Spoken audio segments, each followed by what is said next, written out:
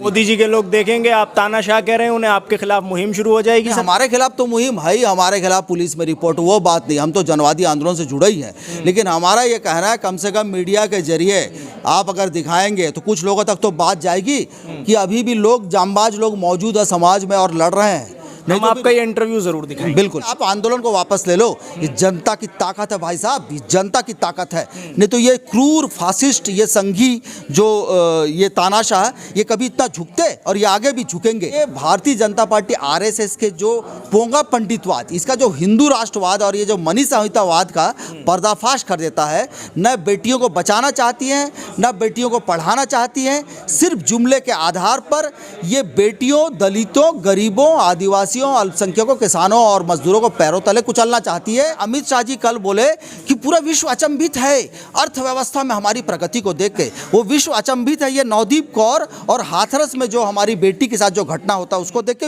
विश्व अचंभित है। 6 साल से ज़्यादा समय तक भारतीय जनता पार्टी और राष्ट्रीय स्वयंसेवक संघ जुमलों के सहारे ही चल रही है। ये बेटी बचाओ बेटी पढ़ाओ का जो नारा उछाला गया, उसके बाद में आप देखेंगे निर्भया कोष को आप पैसा ही खर्चा नहीं किया भारतीय जनता पार्टी सरकार ने।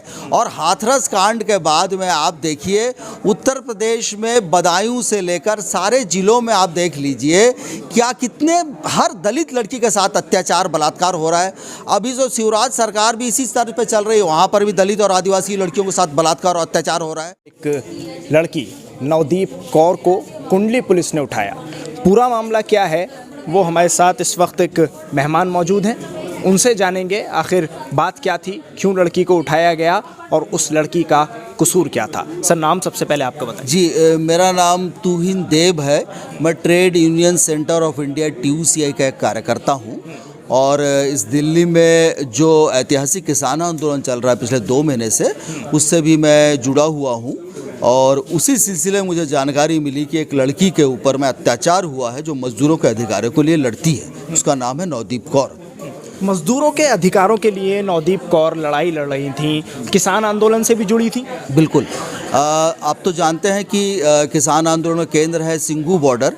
तो सिंघू बॉर्डर के करीब है कुंडली इंडस्ट्रियल एरिया, जो कि हरियाणा के तहत सोनीपत ज़िले में आता है। और कुंडली इंडस्ट्रियल एरिया में ज़्यादातर प्रवासी मजदूर हैं, मूल रूप से यूपी और बिहार के 2 लाख से अधिक करीब मजदूर वहाँ पर हैं। और वहाँ पर सारे श्रम कानून को पैरों तले रौंद देते हैं। वहाँ पर जो मालिक वर्ग है उन्होंने कुंडली इंडस्ट्रियल एसोसिएशन बनाया है और उसी कुंडली इंडस्ट्रियल एसोसिएशन ने किसी प्रकार के मजदूरों के प्रोटेस्ट विरोध को रोकने के लिए क्विक रिस्पांस टीम, एक प्राइवेट, एक आर्मी, एक गुंडों की सेना उन्होंने बनाई है। और ये लोग मज़दूरों को मूलभूत जो मौलिक श्रम कानून है, जैसे न्यूनतम मजदूरी या फिर आपका provident fund, ESI, gratuity, medical की सुविधा, इसके लिए जो मज़दूर मांग करते हैं उसका वो पूरा सख्ती से उसको कुचल देते हैं। तो ये पूरा आंदोलन से नवदीप कौर जुड़ी थी और वो मज़दूर अधिकार संगठन से जुड़ी थी जो कि किसान आंदोलन का समर्थन करते थे, किसानों के बीच लंगर चलाते थे और किसान साथियों के साथ कंधे से कंधा मिलाकर वो लड़ रहे थे। तो कहीं ना कहीं अगर देखा जाए तो नवदीप को ये सज़ा किसान आंदोलन से जुड़ने की मिली है या कौन सी सज़ा उस लड़की को मिली है? देखिए, ऐसा है कि आप यूँ तो कह सकते हैं कि किसान आंदोलन से जुड़े अगर बड़े परिप्रेक्ष्य में, एक वृहद परिप्रेक्ष्य में हम देखें तो हमारे देश में जिस तरीके से कदर कॉरपोरेटीकरण हो रहा है, पूरा कॉरपोरेट सभी कृषि, श्रम, सारे क्षेत्रों को कॉरपोरेट ने कब्जा कर लिया है। और जितने श्रम कानून हैं और कृषि कानून हैं उनको कॉरपोरेट हितले में बदला गया है, बदला जा रहा है। तो इसीलिए जो कॉरपोरेट के शोषण के तले करा रहे हैं किसान और मजदूर दोनों, तो ये निश्चित रूप से इनके सरोकार आपस में जुड़े हुए हैं और नवदीप कौर भी इसका शिकार हुई, ऐसा हम जरूर कह सकते हैं। एक सवाल और है मेरा यहाँ पर, आपको वो याद है नारा बेटी बचाओ बेटी पढ़ाओ? बिल्कुल बिल्कुल बिल्कुल याद है ना नारा? बिल्कुल। ये नारा भारतीय जनता पार्टी की तरफ से दिया गया था, महिलाओं का सम्मान, इस तरह के तमाम नारे दिए गए थे। जी। क्या आपको लगता है कि कहीं ना कहीं नारों पर अमल होता नजर आ रहा है? जैसी घटनाएं सामने आ रही हैं उससे मुझे तो नहीं लगता, आपको लगता है? मुझे बिल्कुल भी नहीं लगता। 6 साल से ज़्यादा समय तक भारतीय जनता पार्टी और राष्ट्रीय स्वयंसेवक संघ जुमलों के सहारे ही चल रही है। ये बेटी बचाओ बेटी पढ़ाओ का जो नारा उछाला गया उसके बाद में आप देखेंगे निर्भया कोष को आप पैसा ही खर्चा नहीं किया भारतीय जनता पार्टी सरकार ने। और हाथरस कांड के बाद में आप देखिए उत्तर प्रदेश में बदायूं से लेकर सारे जिलों में आप देख लीजिए क्या कितने हर दलित लड़की के साथ अत्याचार बलात्कार हो रहा है। अभी जो शिवराज सरकार भी इसी स्तर पे चल रही है, वहाँ पर भी दलित और आदिवासी लड़कियों के साथ बलात्कार और अत्याचार हो रहा है। तो इस प्रकार का जो निर्मम अत्याचार है महिलाओं के खिलाफ, वो ये भारतीय जनता पार्टी आरएसएस के जो पोंगा पंडितवाद, इसका जो हिंदू राष्ट्रवाद और ये जो मनी संहितावाद का पर्दाफाश कर देता है। न बेटियों को बचाना चाहती हैं, न बेटियों को पढ़ाना चाहती हैं, सिर्फ जुमले के आधार पर ये बेटियों, दलितों, गरीबों, आदिवासियों, अल्पसंख्यकों, किसानों और मजदूरों को पैरों तले कुचलना चाहती है कॉरपोरेट के हित में। लेकिन सरकार कहती है आप लोग सरकार के खिलाफ भ्रम फैलाते हैं, गुमराह करते हैं लोगों को। देखिए ऐसा है कि प्रजातंत्र में हर व्यक्ति को अपनी बात रखने का अधिकार है। अगर सरकार ऐसा कहती है तो ब्रिटिश सरकार भी शहीद आजम भगत सिंह को वो रिवोल्यूशनरी कहती थी, रिबेल कहती थी, ये तो आतंकवादी बोलती है। तो आज की तारीख में शहीद भगत सिंह और प्रीतिलता वाद्दार होते तो उसको भी ये देशद्रोही बोल देते। इनको तो चाहिए कि कोई सवाल मत उठाए।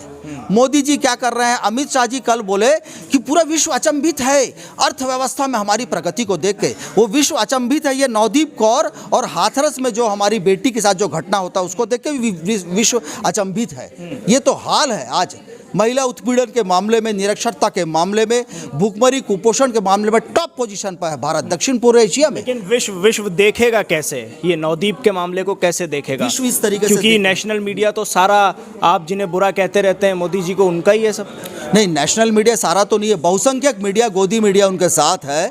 बावजूद इसके जो वैकल्पिक मीडिया है, ग्रामीण पत्रकारिता के जो लोग हैं जोखिम उठाकर भी काम कर रहे हैं और किसी न किसी रूप से जो जन पक्षधर मीडिया है इस बात को पहुंचाएगी। हमको कैसे जानकारी मिली? इसी प्रकार से जानकारी मिली।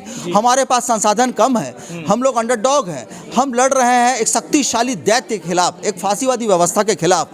लेकिन फिर भी जिस प्रकार से हिटलर, मुसोलिनी, चंगेज खान का अंत हुआ है, इस फांसीवादी, इस तानाशाही व्यवस्था का भी अंत होगा और निश्चित रूप से न्याय मिलेगा नवदीप कौर या हाथरस की हमारी बेटियों को, ये तो हमको विश्वास है। इतने ताकतवर लोगों के सामने हैं आप, आपको उम्मीद है जीत पाएंगे आप?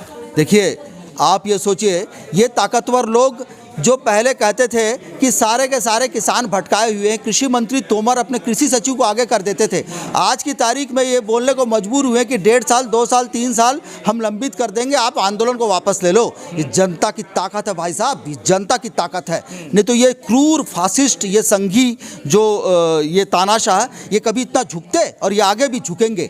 जनता ने कैसे झुकेंगे? कल तो बातचीत बंद कर दी, 11वें दौर की बैठक में कहा ठीक है इतना कर सकते थे, इससे ज़्यादा नहीं करेंगे। अब जो करना है हम करेंगे, आप करिए। वो बातचीत, वो तो लाठी चला के देख चुके हैं, जेल, आंसू gas, tear gas, water cannon, अब गोली चलाना बाकी है। लेकिन क्या जलियांवाला बाग में गोली चलाकर और तमाम आंदोलन में गोली चलाकर ब्रिटिश साम्राज्यवाद भारत में शासन कर पाई? हर प्रकार की तानाशाही का अंत होता है। आपातकाल का भी एक दिन अंत हुआ था, इंदिरा तानाशाही का अंत हुआ था, इनका भी अंत होगा। ये भारत की जनता ये इतिहास लिखेगी और ये किसान आंदोलन एक ऐतिहासिक है, ये आप देख लीजिए। ये किसान आंदोलन उनको नाकों चने चबवाएगी। इतिहास में संघी फासिस्टों इतने बड़े चुनौती कभी उन्होंने सामने मोदी जी के लोग देखेंगे आप तानाशाह कह रहे हैं उन्हें, आपके खिलाफ मुहिम शुरू हो जाएगी। हमारे खिलाफ तो मुहिम है ही, हमारे खिलाफ पुलिस में रिपोर्ट, वो बात नहीं, हम तो जनवादी आंदोलन से जुड़े ही हैं। लेकिन हमारा ये कहना है कम से कम मीडिया के जरिए आप अगर दिखाएंगे तो कुछ लोगों तक तो बात जाएगी कि अभी भी लोग, जांबाज लोग मौजूद है समाज में और लड़ रहे हैं। हम आपका ये इंटरव्यू जरूर दिखाएंगे। बिल्कुल, शुक्रिया। बहुत शुक्रिया आपका बात करने के लिए।